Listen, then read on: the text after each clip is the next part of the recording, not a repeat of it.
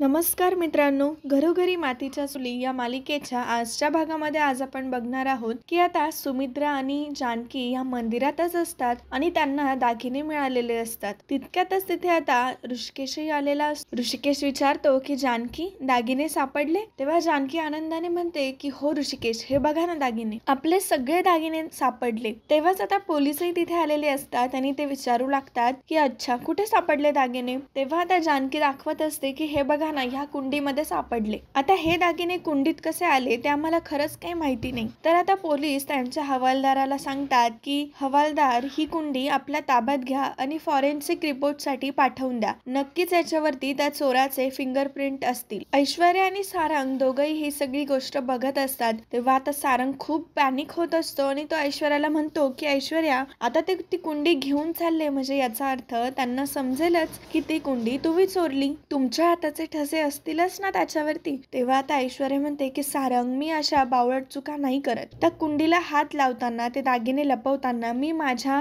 हातांमध्ये gloves घातले होते, त्यामुळे माझे ठसे उमटणारच नाही त्या कुंडीवरती. तुम्ही शांत बसा. जानकी आता सांगू लागते की सर, ही कुंडी ना आमच्याच बागेतली आहे, आमच्याच अंगणामधली आहे. मी मागच्याच वेळेस गुलाबदादांना ही कुंडी तिथेच ठेवायला सांगितलेली होती. तेव्हा आता पोलीस म्हणतात की याचाच अर्थ त्या चोरांनी तुमच्याच अंगणामध्ये ही कुंडी लपवून ते फरार झालेत. ऋषिकेश म्हणत असतो की सर, त्या चोराचा ना आता तुम्ही कसून शोध घ्या आणि एकदा का तो सापडला ना, त्याला एकदा माझ्या समोर फक्त उभा करा. पोलीस आता सावंतला सांगत असतात की सावंत, हे सगळे दागिने आणि यांनी सांगितलेले दागिने एकच आहेत का तपासून घ्या आणि इथे जे काही भाविक आहेत त्यांचे सगळ्यांचे फिंगरप्रिंट घ्या. एवढं बोलून पोलीस आता तिथून निघून जातात. तर सारंग आणि ऐश्वर्याने सुद्धा तिथून कल्टी घेतलेली असते. तर सारंग आणि ऐश्वर्या दोघंच एकटे रस्त्याने चाललेले असतात. त्यांची एकदम दयनीय अवस्था झालेली असते. तेव्हा आता सारंग म्हणत असतो की ऐश्वर्या, माझा तर विश्वासच बसत नाहीये. खरोखर त्या सापाने जानकी वहिनीला मदत केली. मी आतापर्यंत तर फक्त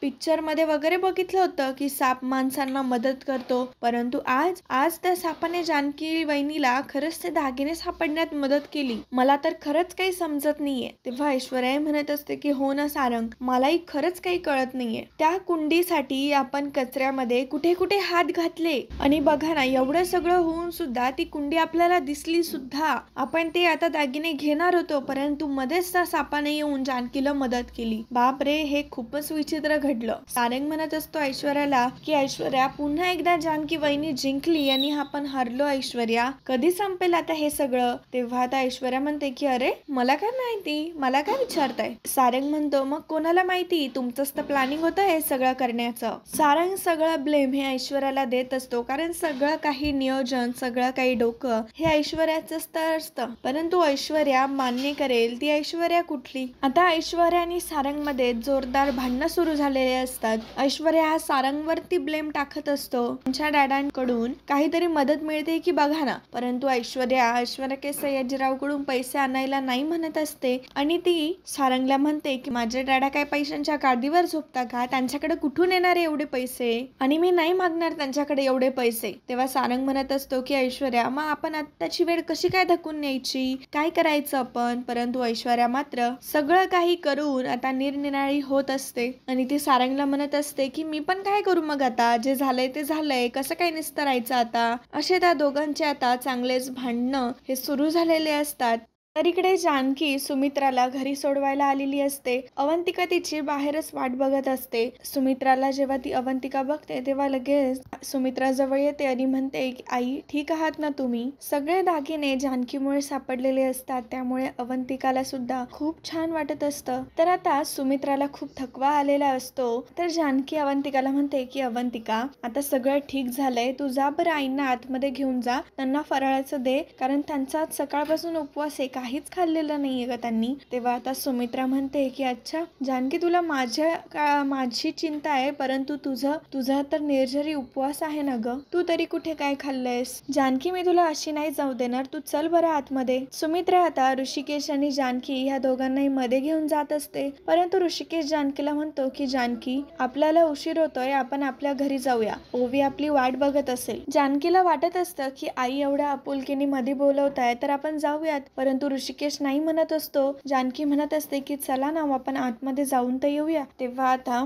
ऋषिकेश म्हणतो की नाही जानकी, आपण इथे फक्त रणदिवेबाईंना सोडवायला आलो होतो आणि आता ते झाले तर आपण आपल्या घरी जाऊयात. आता जानकी जाताना फक्त सुमित्राला एवढंच सांगून जाते की आई, ज्या प्रकारे तुमचे दागिने तुम्हाला मिळालेत ना, त्याच प्रकारे आता तुमचा आईवास सुद्धा तुम्हाला परत मिळून देईल आणि हा माझा शब्द आहे. जानकीला आता असं म्हणायचं असतं की लवकरच आता ऋषिकेश तुम्हाला नव्याने आधीसारखी हाक मारतील आणि ते तुमचेच होतील. एवढं बोलून ऋषिकेश आणि जानकी आता तिथून निघून जातात. तर ऋषिकेश आणि जानकीला हे असतो, ओवी ही झोपी गेलेली असते, सगुना तिच्या जवळच असते. तर आता ऋषिकेश आणि जानकी म्हणतात की चल सगुना आपण खाऊन घेऊयात. तर तेव्हा सगुना म्हणते की नाही वहिनी, मी घरी जाऊन यांच्या सोबतच खाईल. तेव्हा आता सगुना तिथून जात असते, परंतु ती विचारते की वहिनी दागिने सापडलेत का? तेव्हा जानकी म्हणते की हो हो सगुना सापडले. सगुनाला हे ऐकून प्रचंड आनंद होतो आणि मग ती म्हणते की ठीक आहे चालेल वहिनी, आता मी जाते. असं म्हणून आता सगुना तिच्या घरी गेलेली असते. तर आता ऋषिकेश आणि जानकी दोघंही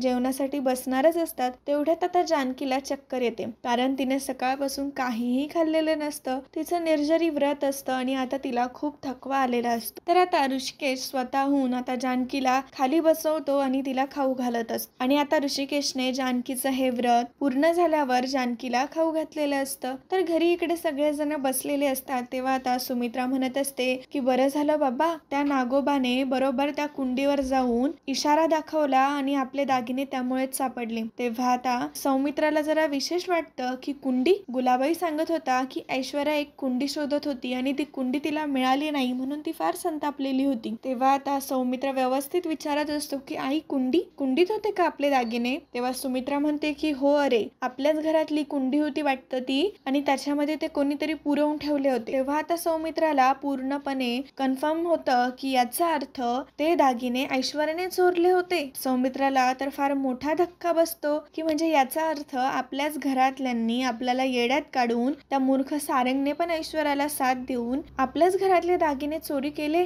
तर इकडे रात्रीच्या वेळी आता ऐश्वर्या आणि सारंग हे चालत चालत घरापर्यंत पोहोचलेले असतात. तेव्हा आता सारंग विचार करत असतो की आजच्या या दिवसामध्ये एकच गोष्ट चांगली झाली ऐश्वर्या, की त्या सावकाराचा आपल्याला काही फोन आला नाही, पैशांसाठी त्याने काही आपल्या मागं लागला नाही. तितक्यातच आता पुढून सावकार आणि त्याचे काही गुंड आलेले असतात आणि ते आता सारंग आणि ऐश्वर्याची अवस्था बघून म्हणतात की बापरे, अरे काय रे ही अवस्था केलीस तू, झाली का माझ्या पैशांची जुळवाजुळव? तेव्हा सारंग म्हणतो की नाही ना, थोडीशी अजून मुदत द्या ना, बघा ना आज सकाळपासून पैशांची जुळवाजुळव करायला बाहेर पडलो होतो, आत्ताशी घरी आलो परंतु हाताला काहीही लागलं नाही. तेव्हा आता तो माणूस म्हणतो की मला नाही वाटत की तू या 7 जन्मांमध्ये माझे पैसे फेडू शकते. एक काम कर, आता तुमच्याकडे एकच ऑप्शन आहे की उद्या ह्या घराचा लिलाव होणार. हे घर मी एकदाचा विकून टाकलं ना की त्याला त्याचं घर मिळणार आणि मला त्या बदल्यात माझे पैसे मिळणार.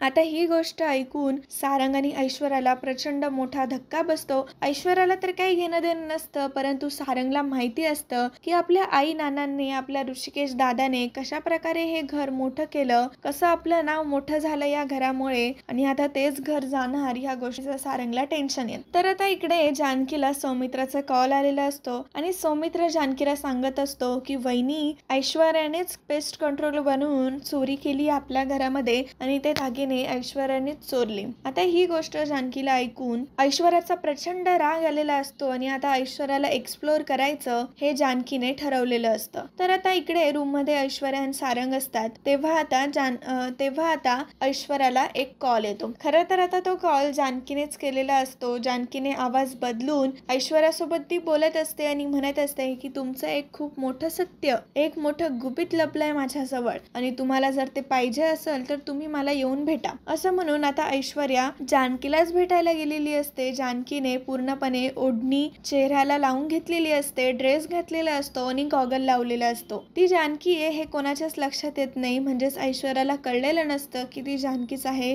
ऐश्वर्या आता तिला भेटायला जाते आणि ऐश्वर्या आता तिला म्हणते की कोण आहेस ग तू आणि तुला काय माहितीये, तुला कसं काय समजलं की मी ते दागिने चोरलेत म्हणून, काय प्रूफ आहे तुझ्याकडं? मी वाटेल तेवढे, पाहिजे तेवढे तुला पैसे फेकल, परंतु तो पुरावा तू डिलीट कर आणि तू कुठेच तोंड उघडू नको. आता जानकीने सुद्धा एक मस्त प्लॅन ठेवलेला असतो. जानकीने मोबाईल हातामध्ये ठेवलेला असतो, मोबाईलचा कॅमेरा चालू असतो, व्हिडिओ शूट चालू असतं आणि आता ऐश्वर्या जे काही बोलत असते ते सगळं त्या व्हिडिओमध्ये कॅप्चर होत असतं. परंतु याची कल्पना ऐश्वर्याला नसते. ऐश्वर्या फक्त बोलून देत असते की माझ्या डॅडाकडे खूप सारे पैसे आहेत आणि मी तुला नक्की देईल, तू फक्त तुझ्याकडे जो काही प्रूफ आहे तो डिलीट कर. तेव्हा आता जानकीला जेवढं पाहिजे असतं तेवढं त्या व्हिडिओमध्ये आलेलं असतं. त्यामुळे जानकी आता तिच्याकडे चेहरा करते, चेहऱ्यावरचा तो दुपट्टा काढते, गॉगल काढते आणि जेव्हा आता ऐश्वर्याला कळतं की अरे बापरे, ही तर जानकीच आहे, तेव्हा आता ऐश्वर्याला प्रचंड मोठा धक्का बसतो आणि मी तर माझ्या ह्या गुन्ह्याची कबुली दिली आणि तो व्हिडिओ आता जानकीकडे आहे म्हटल्यावरती ऐश्वर्याचं काही खरं नाही याची कल्पना आता ऐश्वर्याला आलेली असते. आणि मित्रांनो, आजचा हा भाग इथेच संपतो. तर आता नाना हे सगळ्यांना सांगत असतात, म्हणजे सुमित्रा, अवंतिका, सौमित्र तिथेच असतात. त्यांना ते सांगत असतात की ते कडं मिळालं ना तर खूप बरं होईल, त्या कड्यामध्ये खूप महत्वाची गोष्ट आहे. आणि हे लपून छपून आता ऐश्वर्याने ऐकलेलं असतं आणि ऐश्वर्याला आता नानांचं तोडकं मोडकं बोलणं हे समजलेलं असतं. आणि ऐश्वर्या आता सारंगकडे येते आणि सारंगला म्हणते की सारंग, आपल्याला ते कडं मिळवणं खूप गरजेचं आहे. नक्कीच त्या कड्यामध्ये असं काहीतरी आहे ना की ज्या गोष्टीने खूप मोठा धमाका होऊ शकतो. तर इकडे आता जानकी सुद्धा देवाऱ्याजवळच बसलेली असते आणि आता ती देवाऱ्याचा तो कप्पा उघडत असते जो कप्पा त्या कड्याच्या रिलेटेड असतो आणि त्याचंच गुपित हे नानांनाच माहिती असतं. तर आता जानकी त्या गुपित पर्यंत पोहोचलेलीच असते. तर इकडे आता सावकाराने मात्र सुमित्रा, सारंग या सगळ्यांना ढकलत बाहेर काढून दिलेलं असतं. तर मित्रांनो, असेच मालिकेंचे डेली एपिसोड बघण्यासाठी आत्ताच आपल्या चॅनलला सबस्क्राईब करा आणि हा व्हिडिओ आवडल्यास व्हिडिओला नक्की लाईक करा. थँक्यू.